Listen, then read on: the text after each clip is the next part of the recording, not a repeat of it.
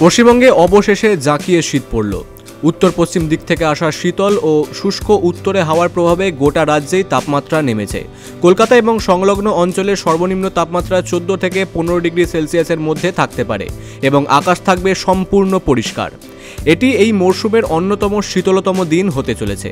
দক্ষিণবঙ্গের পশ্চিমাঞ্চলে যেমন পুরুলিয়া, বাঁকুড়ায় সর্বনিম্ন তাপমাত্রা 10 থেকে 12 ডিগ্রি সেলসিয়াসের মধ্যে থাকতে পারে। ফলে অঞ্চলগুলিতে তীব্র শীত অনুভূত হবে। আকাশ এখানেও পরিষ্কার।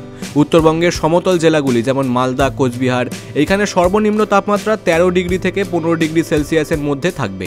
পাহাড়ি এলাকা দার্জিলিংয়ে অতিরিক্ত ঠান্ডা বজায় থাকবে এবং আকাশ পরিষ্কার থাকবে। আগামী কয়েকদিন রাজ্যের কোথাও বৃষ্টির সম্ভাবনা নেই। আবহাওয়া থাকবে শুষ্ক। ভোরের এবং সকালের কিছু এলাকায় হালকা কুয়াশা দেখা গেলেও বেলা বাড়ার সাথে সাথে আকাশ পরিষ্কার হয়ে যাবে। রাতের তাপমাত্রা আগামী 24 থেকে 48 ঘন্টায় আরও সামান্য কমতে পারে।